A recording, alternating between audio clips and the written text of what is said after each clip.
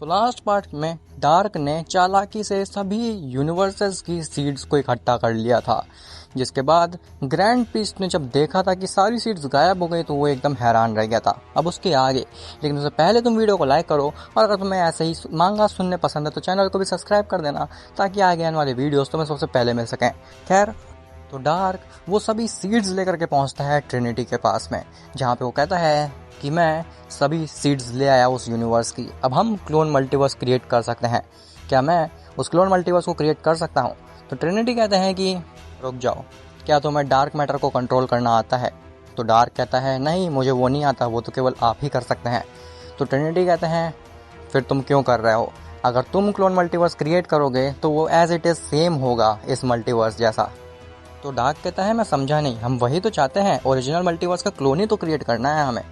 तो ट्रिनिटी कहते हैं तुम बेवकूफ़ हो गया, हमें उसका क्लोन तो क्रिएट करना है, लेकिन क्लोन मल्टीवर्स को हमें ईविल रखना है, इसीलिए हमें उसे डार्क मैटर से क्रिएट करना पड़ेगा और डार्क एनर्जी से क्रिएट करना पड़ेगा।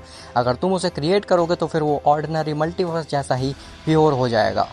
खैर, तुम वो सीड्स हमें दो, हम क्रिएट कर देते हैं उस क्लोन मल्टीवर्स को। जिसके बाद डार्क वो सभी सीड्स को देता है ट्रिनिटी को, और ट्रिनिटी ऑन द स्पॉट ही उस मल्टीवर्स को क्रिएट कर देते हैं।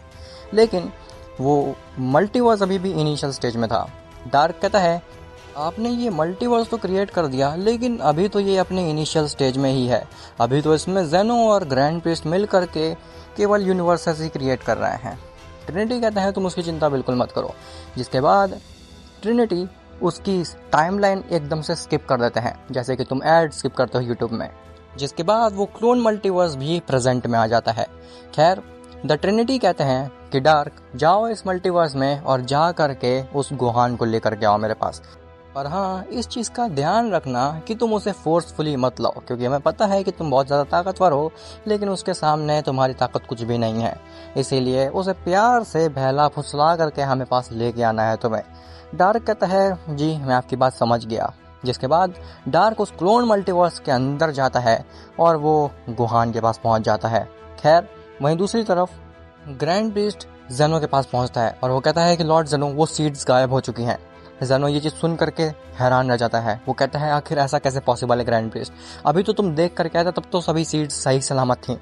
तो ग्रैंड प्रीस्ट कहता है कि लॉर्ड जेनो हम वजीटा और बेलमॉन्ट की फाइट में इतना ज़्यादा इन्वॉल्व हो गए थे कि हम भूल ही गए थे सीड्स के बारे में, और उसी चीज़ का उस मिस्टीरियस बीइंग ने फ़ायदा उठा लिया है। तभी वहाँ पे गोकू आता है और वो कहता है कि जेनो तुम ओमनी किंग हो ना, और तुम बिलियन ईयर्स से इस मल्टीवर्स को रूल कर रहे हो, लेकिन अभी तक तुम्हारे पास ये कॉमन सेंस नहीं आई है कि उन सीड्स को कितना ज़्यादा संभाल के रखना चाहिए। जेनो कहता है कि बहुत बड़ी गलती हो गई, हमें सीड्स पे ज़्यादा ध्यान देना चाहिए था फाइट से ज़्यादा। गोकू कहता है अब तो गलती हो चुकी है, अब उसे ठीक नहीं करा जा सकता है। ग्रैंड प्रीस्ट कहता है क्यों ना हम टाइम मैनिपुलेशन की मदद से टाइम को रिवर्स कर दें। गोकू हंसता है और कहता है हाँ ग्रैंड प्रीस्ट, क्यों नहीं, कोशिश करके देख लो। जिसके बाद ग्रैंड प्रीस्ट टाइम रिवर्स करता है, जिसकी वजह से पूरे मल्टीवर्स का टाइम रिवर्स हो जाता है, लेकिन वो सीड्स अपनी जगह पे नहीं आती। ग्रैंड प्रीस्ट कहता है ऐसा कैसे हो सकता है? तो गोकू कहता है कि वो तुम्हारा मल्टीवर्स का कोई बीइंग नहीं है, वो इस मल्टीवर्स से हट करके एक एंटिटी है जिसके ऊपर तुम्हारी टाइम मैनिपुलेशन काम नहीं आने वाली। खैर, अब तुम अपने मल्टीवर्स का ध्यान रखना जेनो, इस बार अगर गलती हुई तो मैं तुम लोगों को बिल्कुल भी नहीं छोड़ने वाला हूँ। और ऐसा बोल करके गोकू वहाँ से गायब हो जाता है। खैर, तब तक डार्क पहुँच चुका होता है गुहान के पास में। गुहान डार्क को देखता है और कहता है आखिर तुम यहाँ पे क्यों आए हो? तो डार्क कहता है कि मैं जानता हूँ कि तुम क्या चाहते हो, तुम इस मल्टीवर्स पर कब्जा करना चाहते हो ना, और तुम्हारा नाम गुहान है।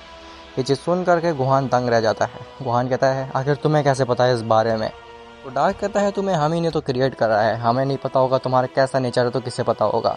गुहान कहता है क्या कहा तुमने? तो डार्क कहता है कुछ नहीं, मुझे पता है और मैं वो चीज़ करने में तुम्हारी मदद भी कर सकता हूँ। गुहान कहता है आखिर मैं तुम्हारे ऊपर क्यों विश्वास करूँ, तुम होते कौन हो मेरे जैसा कहने वाले, और तुम तो ज़्यादा ताकतवर भी नहीं नज़र आते। डार्क कहता है ठीक है, तुम मेरी बात मत मानो, लेकिन अगर मैं तुम्हें प्रूव कर दूं कि मैं तुम्हारी सच में मदद कर सकता हूं इस मल्टीवर्स को रूल करने में, तो फिर क्या तुम मेरी बात मानोगे? गुहान कहता है वो देखी जाएगी, लेकिन तुम प्रूव कैसे करोगे? जिसके बाद डार्क कहता है कि तुम्हें मेरे ऊपर 1 मिनट के लिए विश्वास करना होगा। गुहान कहता है ठीक है, लेकिन अगर तुम मुझे प्रूफ नहीं कर पाए कि तुम मेरे काम के हो तो फिर मुझसे बुरा कोई नहीं होगा। डार्क कहता है उसकी चिंता तुम मत करो। जिसके बाद गुहान को लेकर के डार्क पहुंचता है द ट्रिनिटी के पास में, जिसे देखने के बाद गुहान की आंखें खुली रह जाती हैं। ट्रिनिटी कहते हैं तो तुम आ गए यहाँ पे, हम ही ने तुम्हें यहाँ पे बुलाया है। गुहान कहता है आखिर तुम सब कौन हो और तुम सब मुझसे क्या चाहते हो। तो ट्रिनिटी कहते हैं कि ये जो तुम मल्टीवर्स देख रहे हो इसे हम ही ने क्रिएट किया है, और हमने इसे इसीलिए क्रिएट किया है ताकि हम तुम्हारा इस्तेमाल कर सकें। गुहान कहता है मेरा इस्तेमाल आखिर तुम कैसे ही कर सकते हो, मैं कुछ भी नहीं हूँ तुम लोगों के सामने। तो ट्रिनिटी कहता है तुम बहुत कुछ कर सकते हो, तुम्हें इस मल्टीवर्स में रूल करना है ना, हम तुम्हें पूरी एग्जिस्टेंस पर रूल कराएंगे, लेकिन उसके लिए तुम्हें हमारी बात माननी पड़ेगी।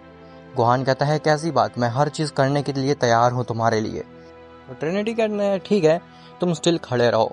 जिसके बाद ट्रिनिटी गुहान की बॉडी के अंदर डार्क एनर्जी को एंटर कराने लगते हैं, और गुहान की बॉडी इनफाइनाइट एनर्जी को एब्जॉर्ब कर सकती है, लेकिन वो स्टिल 1% ऑफ डार्क एनर्जी को एब्जॉर्ब नहीं कर पा रही थी। गुहान चीखने लगता है और वो कहता है तुम ये मेरे साथ क्या कर रहे हो। और कुछ देर तड़पने के बाद गुहान एकदम से गिर जाता है, और गुहान के अंदर से एक अजीब सा ऑरा निकल रहा होता है। गुहान की पूरी बॉडी एक तरीके से फट चुकी होती है। गुहान खड़ा होता है और उसके मुंह में एक क्रीपी सी स्माइल होती है। गुहान कहता है मैं महसूस कर पा रहा हूँ कि मैं कितना ज़्यादा शक्तिशाली बन चुका हूँ, अब मैं कुछ भी कर सकता हूँ।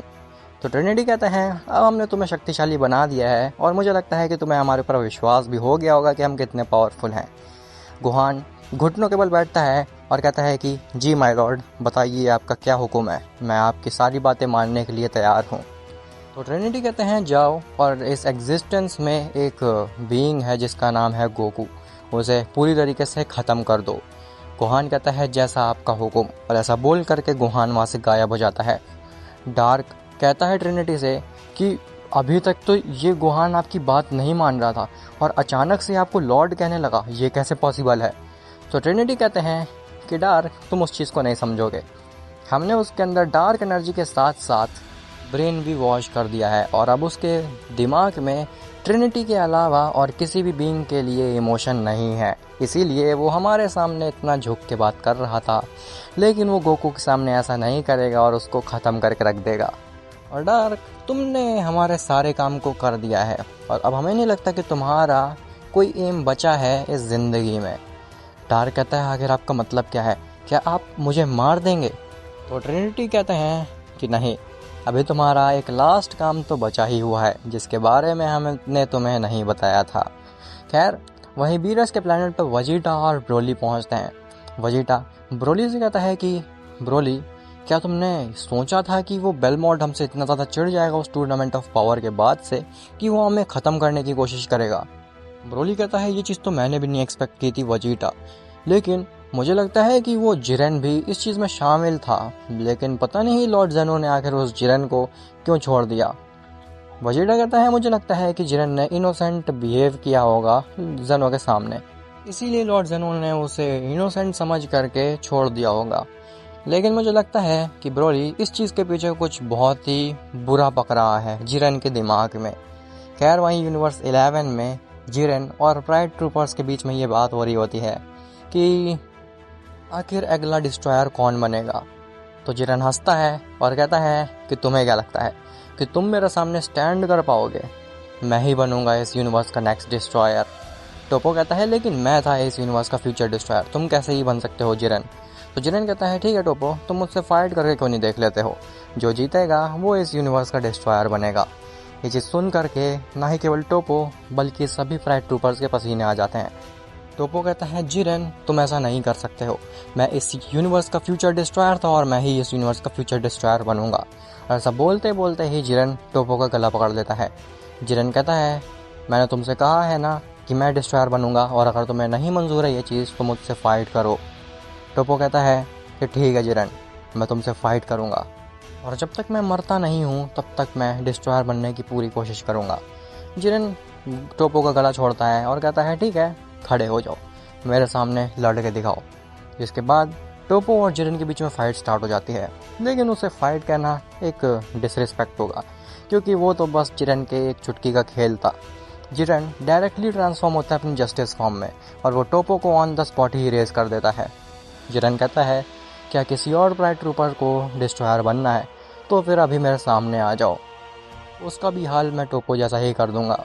सभी प्राइड ट्रूपर्स ये चीज़ देख करके एकदम से हैरान रह जाते हैं और वो कहते हैं कि नहीं, हमें डिस्ट्रॉयर नहीं बनना है। लॉर्ड जिरन, आप बन सकते हैं हमारे यूनिवर्स के डिस्ट्रॉयर। जिरन मार्गरीटा के पास जाता है और कहता है कि मार्गरीटा, हमने डिसाइड कर लिया है, मैं इस यूनिवर्स का डिस्ट्रॉयर बनूंगा। तो मार्गरीटा कहती है, क्यों, क्या इस यूनिवर्स का डिस्ट्रॉयर टोपो नहीं था? तो जिरन कहता है कि नहीं, टोपो मर चुका है और अगर तुम्हें कोई इशू होगा तो मैं तुम्हें भी ख़त्म कर दूंगा। ये चीज़ सुन करके मार्गरीटा के दिमाग में क्लिक करता है कि कहीं जिरन नहीं जानबूझ के तो बेलमोंट को नहीं मरवाया। आखिर क्या जिरन यही चाहता था? क्या उसे डिस्ट्रॉयर बनना था यूनिवर्स 11 का? आखिर इसके और क्या क्या प्लान्स हैं? लेकिन उस समय मार्गरीटा वहाँ पे कुछ भी नहीं कहती, क्योंकि अगर वो कुछ कहती तो हो सकता था जिरन उसे भी मार डालता। मार्गरीटा कहती है, ठीक है, मैं लॉर्ड जेनो से बात करके तुम्हें इस यूनिवर्स का डिस्ट्रॉयर बनवा देती हूँ। इसके बाद जिरन हंसता है और वहाँ से चला जाता है। खैर, गोकू जेनो के मल्टीवर्स से निकल करके ये सोच ही रहा होता है कि आखिर वो उस क्लोन मल्टीवर्स को कैसे ही तोड़ सकता है। लेकिन तभी उसके दिमाग में एक आइडिया आता है, क्यों ना मैं इतना ज़्यादा रेज करूँ कि उसकी बनाई हुई रियलिटी ही टूट जाए और मेरे को वो क्लोन मल्टीवर्स विजिबल हो जाए। लेकिन तभी उसके दिमाग में ये चीज़ क्लिक करती है कि अगर वो ऐसा करेगा तो फिर हो सकता है कि काफ़ी सारी मल्टीवर्सेस इरेज हो जाए, जिसके बाद इटर्निटी मुझसे गुस्सा हो जाएंगे। तभी उसके सामने एक अजीब सा बीइंग आता है जो कि गोहान ही होता है। गोकू कहता है, आखिर तुम कौन हो? तो गोहान कहता है कि तुमने मुझे नहीं पहचाना, मैं तुम्हारा ही बेटा हूँ गोहान, और मैं तुम्हें ख़त्म करने के लिए आया हूँ। गोकू कहता है, नामुमकिन, आखिर ये तुमने क्या कर लिया अपने साथ? तुम्हारी बॉडी कहाँ पे है और ये तुम्हारे अंदर से इतनी डार्क एनर्जी क्यों आ रही है? तो गोहान कहता है, बकवास बंद करो और मेरे से फाइट करो। अब क्या गोकू गोहान से फाइट में जीत पाएगा या फिर गोहान गोकू को ख़त्म कर देगा? और आखिर जिरन का प्लान क्या था, वो क्या करना चाहता है, ये सब तुम्हें पता चलेगा नेक्स्ट पार्ट में।